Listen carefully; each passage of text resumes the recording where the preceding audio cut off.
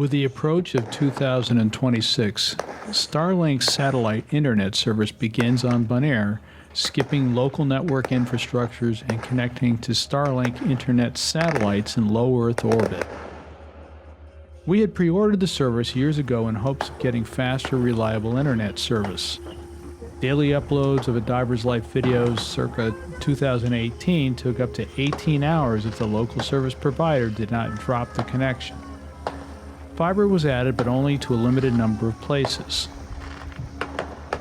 Starlink will make it possible to bring internet to remote places on Bonaire and allow Bonaire children to be more competitive with those off-island by bringing reliable high-speed internet.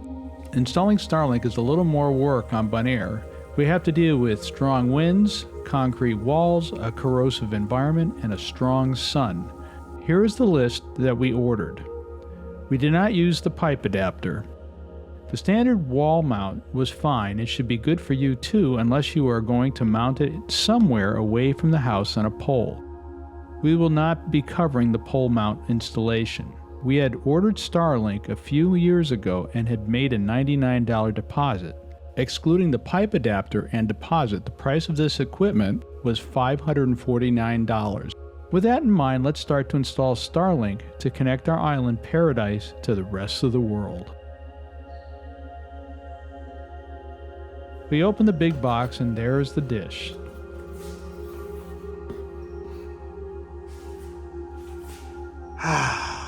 Lifting up the dish, a high-level diagram shows how the network components are physically connected.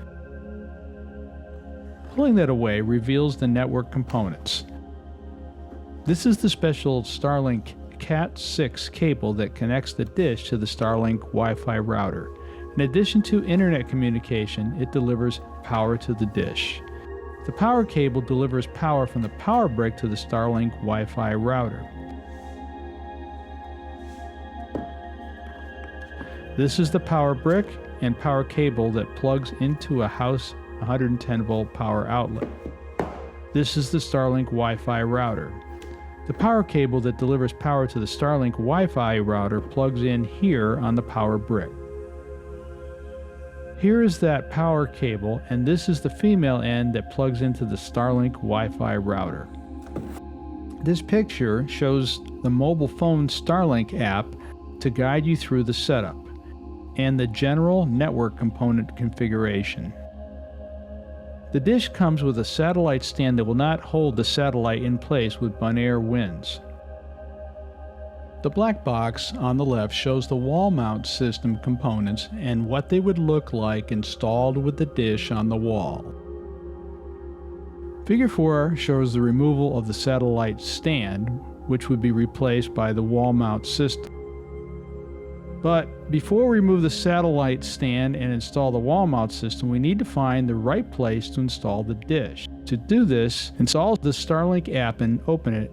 It has an option to look for obstructions. You need to now find a place where you can mount the dish. This shows the completed dish and wall mount install. You need to be able to turn the dish without hitting anything that would prevent you from aligning the dish, such as a rooftop. You need to make sure there are no obstructions like trees. To do this, hold up your phone to the northern sky on a 110-degree angle that matches the angle of the wall mount rotation stand component. Phones often come with level apps. This is the iPhone Measure app. There is a link in the description to a YouTube video that shows more detail on using the Starlink app. Once you've launched it, hit Setup and then choose your model, which is standard in our case, and check for obstructions. Any obstructions show up in the app and their presence will reduce your ability to receive the internet information from the satellite. Later, loosening this knob will allow you to swivel the dish to get the correct orientation. Tightening it will allow you to lock the orientation. You can also check for obstructions again. Now let's continue with the wall mount installation. Remove the Starlink kickstand seen in figure 4, just pinch and pull like this. You need to get some 3.5 black wall plugs that require a 9/16 inch drill bit, but Kuiman does not sell any 9/16 inch anything. They do sell a 14mm carbide masonry drill bit, which will work to drill the 2 holes for the plugs and use the provided heavy-duty screws.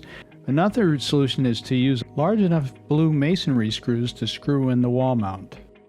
Now let's install the wall mount. We go to step 5 here and mark the hole locations. A good rule of thumb is to keep the top of the base at or above the highest part of the roof and make sure the base is level. If using the plugs, drill the 14mm holes and put in the screws provided, or screw in the blue masonry screws far enough in to apply the provided silicone sealant. Tighten until the base is flush to the wall. Push the rotating pole on the base following step 12 to push one end of the Starlink Cat6 cable up through the base hole, then into the pole base, up through the top of the pole, then through the dish mount replacement connector. Snap the connector in place. Rest the remaining cable on the roof. Follow the steps 9 and 10 to slide the cable into the dish and plug it in the port. Then snap the connector into the base of the satellite dish. Make sure that it is snapped in completely. Loosen the set knob on the wall bracket and swivel the satellite until it is facing north. Tighten it down and put the cover over the bottom of the wall mount. We recommend now that you get a 3/4 inch PVC pipe and attach it to the wall using PVC wall clips and screws used to fasten the pipe to the wall. Use a masonry bit to drill the holes for the green plastic wall plugs you get at Koimon to install the pipe vertically level below the wall mount. The reason for the pipe is to protect the Cat6 Starlink cable from Bonaire's strong sun, corrosive salt, dust, and wind. Use one of the provided Starlink wall fasteners to attach the cable to the wall between the wall mount and the pipe, and drop the rest of the line down the pipe. You'll want to find a point of entry into the house where the rest of the cable can be brought in and reach the Starlink router. Use a 3/4 inch carbide masonry bit that is long enough to go through the concrete wall on a slight downward angle to prevent water entry away from pipes or electrical line. Run the cable through the wall to your Wi-Fi router and plug it into your Starlink Wi-Fi router shown here. Next, plug your power brick into the wall outlet and plug the Starlink Wi-Fi router power cable from the power brick to the Wi-Fi router. Now go to your Starlink app and create your router's name and password for your Starlink Wi-Fi. Please follow the video in the description for how to do this, and complete your Starlink router software setup and dish alignment. Then you can change your mobile device Wi-Fi router connection to that of the Starlink Wi-Fi router. You can do a speed test in the mobile app to check your internet connectivity. Starlink has a limited range in your house that affects your speeds, so for this it is a good idea to add a mesh network such as Eero. You would remove this white plug in the middle of the Starlink router and plug it in. The mesh network will allow you to distribute the network throughout the house to extend your range and often allow you to add a guest network for visitors.